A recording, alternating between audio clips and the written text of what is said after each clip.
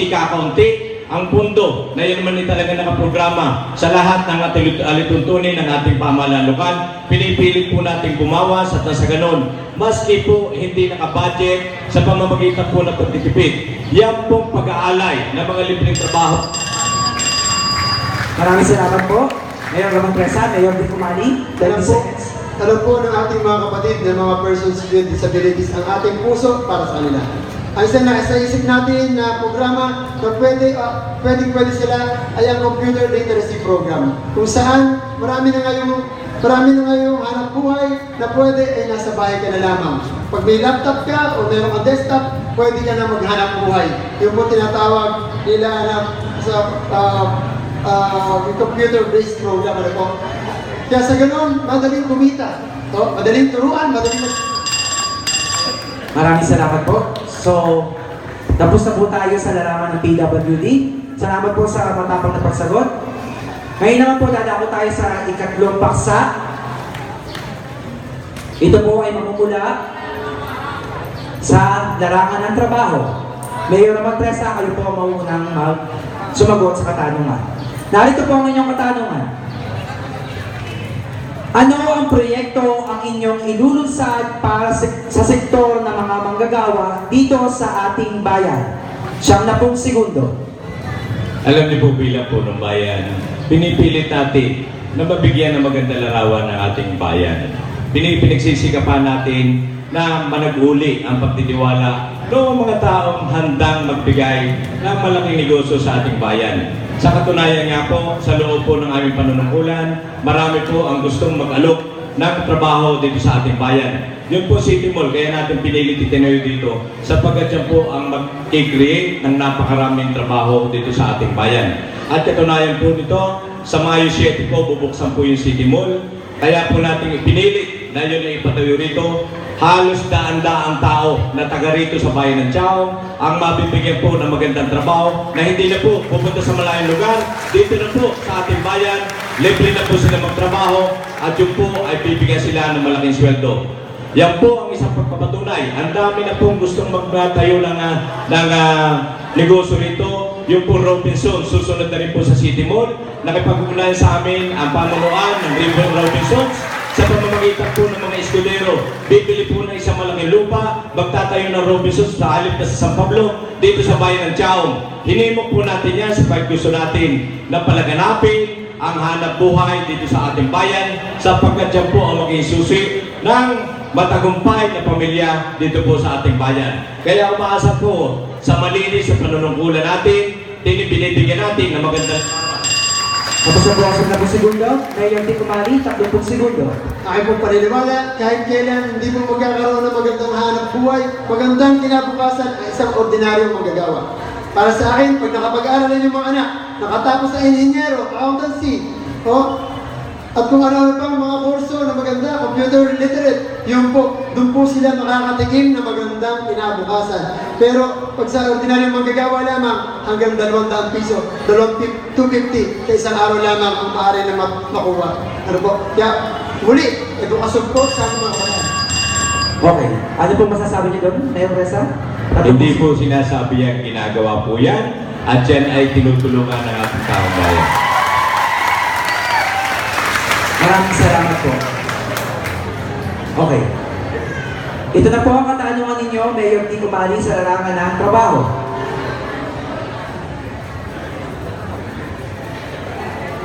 Ano ang pangunahing problema ng mga manggagawa sa ating bayan at anong programa ang ilalaan ninyo para sa kanila? 80% po ng ating mga mamamayan, ating pamilyang sa umin ay umaasa sa lupa. Nag-aalaman, nagbubukid. Kaya po pag sila tinulungan natin, pag sila sinuportahan natin sa ating pong pamumuno, magbibigay po tayo ng 10 milyong piso pahiram puhunan para po sa Farmers Federation. Yan po, pag hinimay-himay, 300,000 bawat barangay na maliliit, 400,000 sa barangay na malalaki. Sa gayon, hindi na nila kailangan, pag magtatanim sila, hindi nila kailangan umutang sa 5-6, sa lending, magsanla ng lupa, magsanla ng ano-anong ari-arian. Tulungan po natin ang mga magsasaka, at sa gayon, makakapag-aral sila ng kanilang mga anak. Sa oras na kailangan nila para sa pagkakasait ng kanilang mahal sa buhay, meron silang dudugutin. Pag naghirap, ang mga magsasaka, mahirap ang ating bayan. Maraming salamat po, Mayor Vico Mali. Mayor Ramon Presa, ano po yung kasagutan sa kanyang... Tayo binibigyan ng panunungkulan. Sana pag binigyan tayo ng panunungkulan, ating tinutupad at binibigay natin ang tulong para sa ating taong bayan. Madali pong mangako. Pwede natin ipangako ang buwan, ang araw. Subalit ang mahalaga, sa iyong panunungkulan, ibigay mo ang tama para sa ating bayan at sa ganon, hindi po sinasabi yan, ginagawa po yan. Mayor Vico Mali? Yung ating pong panahunan, tayo po ay nabigyan ng Pinoy Rice Achievers Award. Ano po yun? Dahil po sa ating suporta sa magsasaka, nabigyan po tayo ng award ng Department of Agriculture. Katunayan lamang na pagdating sa agrikultura, nandiyan po ang ating suporta at di po puro drawing at pangako lamang. National project po yun. Hindi po local project yun. Napili po ang bayan ng tao sa tulong po ng Department of Agriculture, hindi po gawa ng ating local ang mga programa po yan na sinasabi natin sa ating mga kababayan ay dapat direkta sa taong bayan. Hindi yung ginawa ng ating ahensya ng gobyerno ng nasyonal. Ang local government po ang kauna-unahan dapat magbigay ng direktang tulong sa ating mamamayan at yan dapat. Tapos na po yung... yes, Mayor Vico Mali. Yan pong award na yan ay binigay sa akin ng ating pong Secretary Rosie Alcala para po sa mga pondong nilagay ng munisipyo sa larangan po ng agrikultura. Kaya po hindi po pwede sabihin na sa national project po yan. May award po tayo na nasa bahay po natin pakita. So, pinuputol ko na po ang discussion about sa award.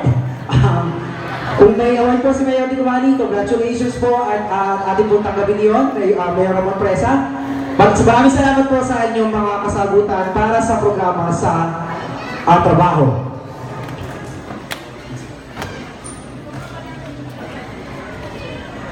Sunod na katanungan, mula sa katahimikan at kaayusan ng ating bayan, peace and order, Mayor Vico Mali, kayo po munang sasagot. Narito po ang inyong katanungan. Lalo po lumalala. Ay, excuse me. Ito po ang katanungan natin. Ano ang programa ang inyong naiisip upang mapanatili ang katahimikan at kaayusan sa ating bayan? Lalo pong lumalala ang krimen sa ating bayan. Ang nakawan, ang patayan, at ang kung ano-ano pang maliit na krimen. Wala nang sa poblasyon po, wala nang makalabas ng bahay pagdating po ng hating gabi hanggang madaling araw. Pagka bababa, dadating ang inyong mga anak, galing sa trabaho o eskwela ng gabi, kailangan sunduin sa kanto kung saan sila bababa. Bakit po? Dahil po sa kriminalidad. Ano pong sanhinyan? Kahirapan at droga. Pag tayo po maging punong bayan, katulad po sa Usiw, maglalagay po tayo ng isang substation ng pulis, may kasamang army at mga volunteers po ng barangay na yun. Doon po sa kanto ng kamisian at ng ayusan. Ganun din po, ang gagawin natin sa gitna ng Anastasia at Lusangan, gitna po ng Tagbakin at Paisa. Sa gayon, mabilis ang pagtugon, meron silang gamit, meron silang patrol, mabilis ang pagtugon, matatakot ang mga kriminalidad.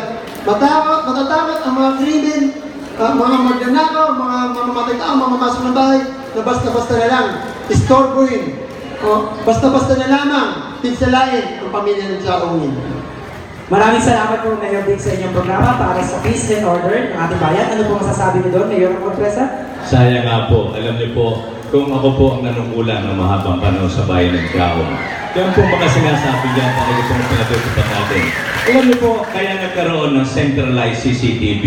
Sa aking panunungkulan, yan po ang pinakamabisang paraan para supuin natin ang kriminalidad sapagkat kita-kita natin. At ang isa po, kinakailangan ng isang namumuno ay talagang merong political will na kung saan wala kang kinatatakutan kung ikay may kasalanan, ikay parurusahan. Hindi isang politiko na Tapos sa 40 segundo, Mayor Vico Mali. Alam niyo po, ayoko magaya ang ating bayan. Para po, pag may krimen, sasabihin, yun, huli sa CCTV. Pero hindi naman nahuhuli ng mga ating pong mga otoridad. Dapat, hindi po tayo humahabol. Tayo, ay prevention po tayo. May kasabihan nga tayo, an ounce of prevention is better than a kilo of cure. Ibig sabihin nun, hindi po dapat puro remedyo, puro habol. Kung ating pong pipilitin na agapan ang krimen. Hindi po yung pagkatapos, wala na, tapos na. Yun lang po. Maraming salamat po, Mayor Presa. Sana ginawa po natin sa 12 taong pananungkulan. Mayor Presa, bawal po ang pasarin. Pagkaulit ko po. Tatlong taon na po ako. Okay. So, salamat po. Ngayon naman po, tatanungin natin si Mayor Presa regarding peace and order ng ating bayan. Narito po ang inyong katanungan, Mayor Ramon Presa. Ano ang pinaka-epektibong pamamaraan ang inyong ilulunsad upang masolusyonan ang problema sa droga dito sa ating pamayanan? Ano po, yung ako'y unang manungkulan, nadatnan ko po ang isang bayan na talagang nadatnan ko ang daming problema sa peace and order, lalo-lalo na po ang droga. Alam niyo po ang ginawa ko? Pinanatili ko ang isang hepe ng pulis na noon, hindi ko po pinaltan. Alam niyo po kung bakit? Naghintay ako ng isang matapang na pulis, na hepe ng pulis.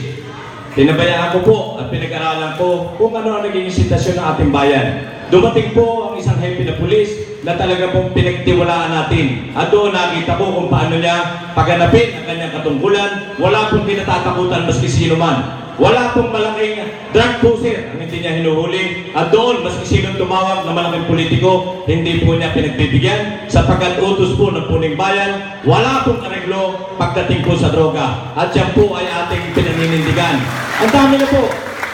Halos puno na po ang kulungan ng ating pong dito po sa ating himpilan ng pulisya. Halos 99% nakakulong puro drug addict. Galing po yan sa matagal na panunungkulan na hindi naman po binigyan ng solusyon. Matagal nga pong gawin, matagal linisin, pero unti-unti na natin nakikita yung malalaking drug pusher na nagiging dahilan ng biktima ng ating mga kabataan. Kaya po, pananatilihin natin ang ibayang tulong sa ating kapulisan, tiwala sa ating kapulisan, at minsan hindi po ako nakiusap sa isang Tapos na po ang 10 segundo. Mayor Di Kumalit, 30 segundo para sa inyo. Ano niyo po, gaya na sinabi ko, noong panahon po namin, sinat pa lamang ang droga. Ang ginawa po namin ni Jefe Juris Cantoria, pag may nabalitaan kami, merong maliit na pusher na gusto magtinda sa isang barangay, agad siyang kinakausap at sinasabihan na tigilan na ang kanyang masamang gawain. Kung hindi po, ay amin po siyang pagmamanmanan at uhulihin. Kaya po hindi po agad-agad lumaki ang droga. Pero pag inyong inasa lamang sa pulisya, hindi kasama ang punong bayan. Tapos na po ang 30 segundo. Mayor Presa, ano po masasabi nyo? Dapat po ang punong bayan ay hindi nakikisama sa mga drug addict, sa mga drug pusher, sapagkat lumalakas po ang loob nila. Maniwala po kayo, hindi kinakailangan ng isang drug pusher ay malakas ang loob na nakakapunta sa loob ng pamamahay ng isang nanunungkulan sa bayan. Ang ibig sabihin noon, lalo lumalakas, lalo dumadami ang gumagawa ng mga ganitong aktibidades. Ang punong bayan ang kauna-unahang gagawa ng paraan para masugpo ito. At kung kinakailangan, siya ang kauna-unahang pumigil. Tapos na po, 30 segundo. Maraming salamat po, Mayor Ramon Presa. May nais po kayong sabihin, Mayor Di Kumalit? Opo, hindi ko naintindihan kung bakit sinasabi, parang gusto ipaliwanag na ang inyong lingkod ay sakot sa droga. Ako po, ninigyan ninyo, hindi. Kaya po pagsasabihin ng aming pamilya sakot sa droga, hindi po totoo yun. Pero pagtatanong nyo, Mayor Dick, lumalapit ba sa inyo ang napagbibintang pusher? Lumalapit ba sa inyo ang mga pamilya na iiwan nitong mga nakukulong na ito at humingi ng tulong para sa justisya? Dahil po, ang sabi sa batas, hanggang hindi niyo papatunayan may... Tapos na po ang 30 segundo. So, tayo po ay tapos na sa paksa ng peace and order ng ating bayan. Ngayon po, bibigyan ko po kayo ng ilang panahon para makainom ng tubig. Medyo nanununin na siguro mga lalamunan natin sa tensyon. Okay, pero muli po maraming salamat sa matapang yung pagharap at pagsagot sa aming mga inyandang katanungan. Okay, mga kababayan, naiisa-isip at naiisa